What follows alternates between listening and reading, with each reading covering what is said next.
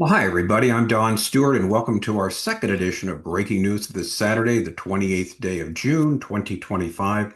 And in the headlines this hour, a number of stories that continue to confirm exactly what the Bible says with respect to Iran, what it'll be like in the last days, as well as Israel. Amazing how all of this is falling into place, isn't it? Well, let's look at them. First of all, from YNET, the purge. Ayatollah regime arrests hundreds, crushes dissent following war with Israel. Again, this is the only way they can survive, by crushing the dissent. Now, the IDF chief, that's the Israeli Defense Force chief, on the other hand, says Iran is no longer a nuclear threshold state. This is from Israel National News. They have determined that. What a difference, a couple weeks make. Jerusalem Post says the limits of Iran's proxy strategy, how Soleimani's vision failed in recent conflicts. This is a fascinating story. It talks about the various surrogates that were put together by Soleimani, who was killed, remember, by Trump on 2020 in his first go around as president. And Soleimani was the genius that put all the offense and defense together for Iran. No one's come close to matching what he could do. It's incredible what he did in these various countries. But with the proxies he used and the strategy, it did fall apart, and we'll find out about that. It's really interesting. But it also fits with, again, what Scripture says about Iran in the last days. It will not be a major power. It will not be one that holds proxies or surrogates like Russia will. And so it's fascinating to look at that story. Then finally, what we knew, but here's some details. Story number 4 from the Jerusalem Post. Mossad had boots on the ground in Iran for over a decade before the war, for as much as 15 years. This is amazing. Some of the things we learn right now about what they've been doing behind the scenes, waiting for the fullness of time. All right, let's look at the headlines. First of all, the purge. Ayatollah regime arrests hundreds, crushes dissent following the war with Israel. This is from YNET. 4 days after the ceasefire with Israel, Iran's regime has launched a sweeping crackdown, arresting hundreds, executing detainees, and tightening control. With paranoia surging and opposition silence, Tehran moves swiftly to reassert dominance and deter any hint of civil unrest.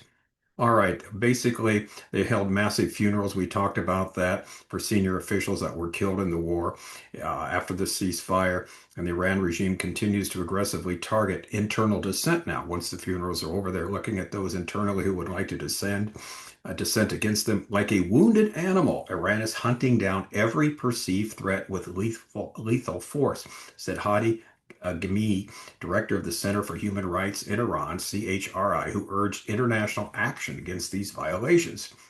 Across Tehran, checkpoints have appeared, and armed military police patrol the streets.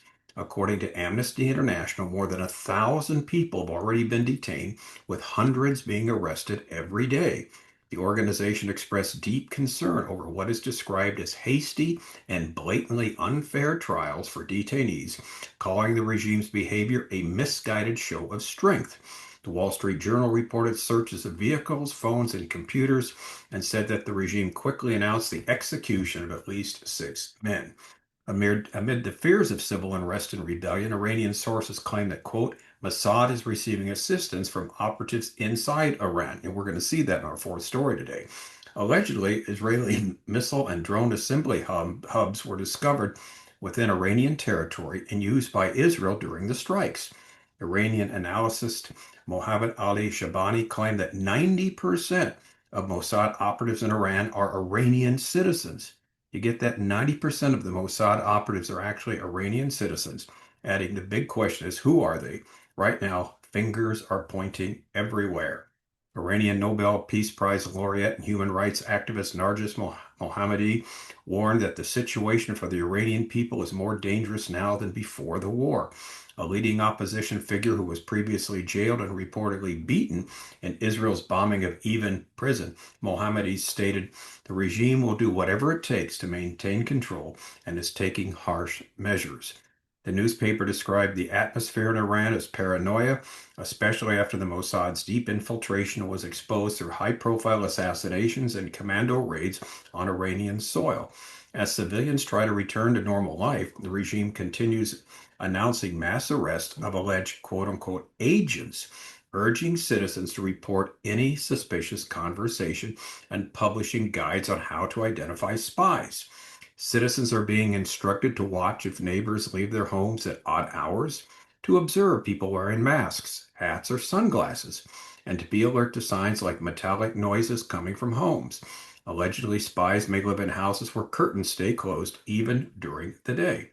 One resident of Tehran, Soror, told the New York Times that she believes Israel runs a wide spy network in Iran. After authorities asked citizens to report suspicious activity, Soror alerted them to a safe house in her neighborhood. I saw them arrest a few people and collect drones from the house. I saw everything, she said. A man from Tabriz told the Times that it's only a matter of time before the regime broadens its repression of political opponents. Right now, they want to make sure no one mocks the regime or hopes it will change, he said. The biggest fear is that people will see them as weak because if people think they've lost power, they'll rebel. And also, internet across Iran access had been cut previously to hinder Israeli intelligence. Now, the internet's now been restored, we're told, but there's still sanctions in place, no functioning air defense, and growing fears of assassination. So Iran's leadership faces the challenge of regaining its footing. It's a real mess there, obviously. This is one of the most serious security breaches in the regime's history, but it's not yet a turning point, said Professor Nargis Bajoli, an expert on revolutions, media, and warfare in global politics. The leadership survived, the streets stayed quiet, and the system proved once again that it was built not for popularity, but get this, it was built for survival. It can absorb shocks. The regime hasn't collapsed, it's adapting. Younger, tougher IRGC personnel are stepping in to replace those killed. Now, the story continues on, talking about Iran's current regime can only continue if they rule with an iron fist. The majority of the people do not want to be ruled by the Ayatollah and the mullahs. However, these religious leaders will never give up their power because they believe they're guided by a divine cause, namely to destroy the infidels, including Israel and the United States of America. And they're going to do whatever it takes to achieve this. They're going to stay in power until they're overthrown. And again, they really believe they're divinely guided, and so nothing can stop them. And the way they treat their people is reprehensible. As we talked about during the last couple of days of the war, there were parties all over Iran because the Iranians thought that the regime would be overthrown, that they'd finally be rid of this scourge that's been, shackling them since 1979. But it wasn't to be. And again, with an iron fist, sadly, they're ruling Iran continually. And now it's like an armed state, a military state where, you can't go anywhere without someone checking you out because of the paranoia of what happened, because realizing the Mossad has been there. 90% of the Mossad, people are actually Iranian citizens, as we already knew that. And we'll talk about that in story number 4. But the first story shows you how desperate Iran is to remain in power. Not because they have the will of the people behind them, but because they believe, again, they're divinely guided by Allah to be here at this time in history. All right, the second headline now adds to their woes. The IDF chief says Iran is no longer a nuclear threshold state. This is from Israel National News. Following Operation Rising Lion, IDF's chief of staff Eyal Zamir declares that Iran is no longer a nuclear threshold state. Extensive damage to Iran's nuclear infrastructure and scientists will take years to repair. Following the significant success of Operation Rising Lion, Zayel stated in closed discussions that Iran is no longer a nuclear threshold state. This is Channel 12 in Israel reporting this Friday evening. According to the report, Israeli defense officials assess that while some components of Iran's nuclear program remain intact, the extensive damage inflicted on its infrastructure, including scientists, facilities, and reactors, have severely set back its nuclear ambition. The damage, they believe, may take years to repair. Earlier on Friday, Defense Minister Katz announced that he had instructed the IDF to prepare an enforcement plan. We talked about this in our first edition of Breaking News, targeting both Iran's nuclear program and its missile production capabilities. Basically, they want to make sure they don't rebuild, and they're going to be right on top of them if they see the slightest action by the Iranians of rebuilding or doing anything to bring back their nuclear program. Believe me, they will take care of it right away. So, coupled with our previous story, this report again emphasizes the weaknesses of the present regime in Iran. They're not the powerhouse that they were before the war. They're not a nuclear threshold anymore, and consequently cannot yield the power and fear that they were able to accomplish. Their surrogates have been tremendously weakened by Israel also, so Iran is just a shadow of its former self and not to be feared in the near future as a nuclear power. Here's the therefore. Therefore, they cannot bargain from a position of strength or a projection of fear of which they might present to the world. This has been done away with. This is one of the tremendous outcomes of the war here, thanks to Israel and, of course, the USA helping. And so Iran is just a shadow of itself. The only reason they're staying together is the people are being brutalized by the IRGC, the Iran Revolutionary Guard Corps, led by the Ayatollahs, to stay in line because they're afraid to death of some type of coup that would get rid of the higher echelon of leaders. They'd execute all of them because the people don't want them. They don't want them, but unfortunately, they still have the power with the military keeping them intact in line. So again, we will see what's going to happen, but it's a really sad situation for the people there in Iran. Now, along this line, there's a fascinating story here. It's a long one. We're just going to do snippets of it from the Jerusalem Post. The limits of Iran's proxy strategy, how Soleimani's vision failed in the recent conflicts. This is again from the Jerusalem Post.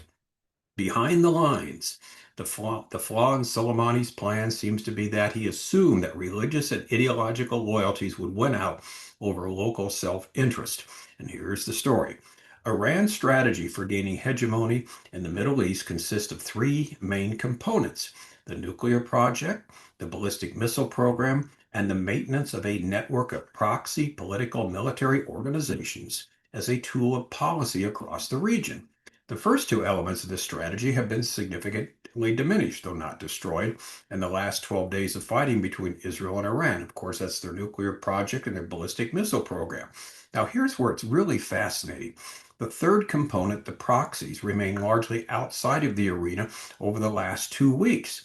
But close observation of the behavior of Iran's proxy political military organizations, both over the last 2 weeks and the last 20 months of conflict, indicates a need to revise some of the commonly held assumptions about these groups and the role they play in Iran's efforts to project power. And so the next heading is the key flaws of Soleimani's strategy. The key flaw revealed in a series of episodes was the failure of Soleimani's strategy to account for the possibility that the proxies, once they obtain power and influence with Iranian assistance, might then use the capacities acquired to further their own visions and interests instead of that of their patron Iran. And here's where it starts. The pattern begins with the October 7th massacres. While Hamas was dependent on Iran for its military know-how, the October 7th attacks do not appear to have been coordinated in advance with the Iranians. There are no indications that Tehran had decided that it was time to launch war. Rather, Hamas made the decision for itself, evidently expecting that its allies would intervene to assist it. And we know that they didn't. Hezbollah, thankfully, did not immediately start bombing Israel from Lebanon, although they did some bombing. They didn't. They could have had a ground invasion. They had so many people, thousands of people at the border. Thankfully, they didn't come across. And by the time they regrouped and thought about doing it, Israel had basically bombarded them back and moved them back off the border. And so you've got that problem with Hezbollah. You've got also the problem with the Houthis in Yemen. They were there to a degree helping out. And the real problem is, of course, Hamas, because Hamas started this war and Israel started, fighting against them. And that war is almost over. Hamas is left with hardly any of its leaders. Same with Hezbollah. They've lost like 90% of their leaders. The Houthis are decimated also. So what's happened is Iran's surrogates, which they were counting on when they eventually would get into war with Israel to help them, none of them were there. None of them were there because Israel took them all out. So the article goes to show that Iran's surrogates were not on the same page as them. Consequently, the original strategy failed, and Iran is left with a country decimated by the Israeli-U.S. attack, with the population kept in check by fear of the consequences of rebelling. In other words, the country, deservedly so, is in a rather pitiful state. They were expecting these surrogates to all be there at this time when they decided to attack. But what happened? Hamas made the decision to get in, then Hezbollah comes in later, the Houthis third, and Iran's just sitting back watching each of these become decimated, each of these entities that they were counting on that would someday be with them when they took on Israel. So, as we notice in the last couple of weeks, where's Hamas? Where's Hezbollah? Where are the Houthis? They're nowhere to be found. None of them helped Iran during the 12-day war, and Iran has paid the price for it. So it's a fascinating article about the strategy. Now, Soleimani, remember, was the brilliant general who was killed at the beginning of 2020. He is the man who single-handedly put together the whole program of the Iranian surrogates there, brilliantly put it together, this network there. And that's why they needed to take him out, because no one could, he's irreplaceable. The person that replaced him has been an absolute failure. But what he did, he put this system together that had it been working and had he been there, you wouldn't have Hamas doing what they did a couple of years ago. So it's interesting when Donald Trump took him out in early 2020, that had a lot to do with the downfall of just what happened the last 12 days. It's amazing all this works together. Now, one more story on the Mossad, because they're finding out, of course, in Iran that they've been around for a long time. There's a story from the Jerusalem Post. Mossad had boots on the ground in Iran for over a decade before the war. There were leaked documents that showed the Mossad had infiltrated the IRGC headquarters, as well as the Sanjari nuclear site, which reportedly developed nuclear weapons components. Mossad agents had been monitoring nuclear sites in Iran for nearly 15 years before the start of the Israel-Iran war. The Times reported on Friday. They've been there for 15 years in deep cover, these agents there monitoring everything. According to leaked intelligence documents seen by the Times, the Mossad realized that Iran's capability, knowledge, and components of the nuclear program expanded beyond the main sites at Fordo, Natanz, and Isfahan. An intelligence source told the Times that Mossad had boots on the ground at several different locations across Iran at 2010. Fordo, Natanz, and Isfahan were destroyed by the U.S. and Israeli strikes at the start of the month, though there has been notable debate about the damage of to the various sites. The intelligence documents show that Iran aimed to produce at least 1,000 long-range missiles a year and wanted to amass an arsenal of 8,000 missiles. Now, an intelligence cited in the documents said Mossad agents visited, and get this, they visited every workshop and every factory that were later attacked during the war to target the entire industry that supported the manufacturing of large amounts of missiles. And of course, Israel launched the 12-day war based on intelligence that Iran was building centrifuges at sites in Tehran and Isfahan. An intelligence source cited in the documents stated that Mossad agents visit every workshop and factory that were later attacked, and they targeted the entire industry, basically, that supported these manufacturing of the missiles. Now, the Times also reported that the Israeli attack on Iran targeted 7 parts of Iran's main uranium enrichment site, Natanz. Israeli intelligence used spies on the ground to create a map of Natanz and identify above ground and underground structures that included piping, feeding, and solidification of uranium. The Israeli Air Force also targeted electric infrastructure, a research building, a site's transformer station, and a backup generator. The IDF also targeted several other sites related to nuclear weapons development, such as Isfahan and the CHRI military site. Many of these were reportedly set up by the SPND, an organization led by the now dead Iranian nuclear scientist Moshe Farkhzadeh. He was reportedly assassinated by Israel in 2020 by a satellite-controlled gun. Additionally, the leaked documents show that the Mossad had infiltrated the IRGC headquarters, as well as the CHRI nuclear site, which reportedly had developed nuclear weapons components. And the article goes on to talk about the depth in which the Mossad agents were there. Now, get this, they visited every site in Iran that had anything to do with their nuclear program. Every site, they knew the structures of it, the outlook, what it looked like, the plan of it, and so they were able to give this intelligence to the Israelis. So when the bombing started, they knew exactly who to hit, where to hit, how to hit it, and what order to hit it, and they did a great job. So for 15 years, they've been waiting in deep cover, these agents, and most of them were Iranian Jews, by the way.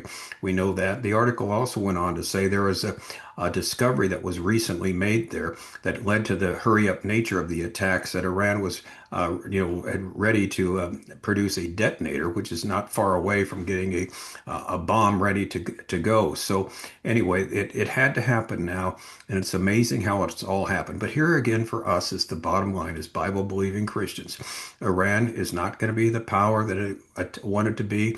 They never were going to be. Event after event over the past 50 years have showed they've run up against a brick wall at certain times. The death of Soleimani in 2020 was a huge incident in this whole fall of Iran. But now they're a shadow of their former self. They're not with nuclear threshold and on the threshold of getting a nuclear weapon. They have to keep their own people in line by power, by fear. And we find out that there've been agent after agent living there and testifying to what's going on, and they're paranoid as all get out. So, all in all, what we've seen now is a fabulous victory by Israel, which we did expect, which we said Iran was not going to destroy them. Iran was going to be defeated, become a secondary nation. Now, again, remember what we've said. They're still going to be around. They're going to join Russia in the Ezekiel 38-39 invasion, but not as a leader, but as a surrogate, as a proxy, not as the leading group, which they wanted to be. So many things going on, fulfilling precisely what the Bible has to say. And as always, check out our website, Educating Our World, our 12 books on Bible prophecy that go into great detail on all of this. A free download from the website, Educating Our World. I'm Don Stewart. Thanks for watching. Until next time, as always, may the Lord richly, richly bless.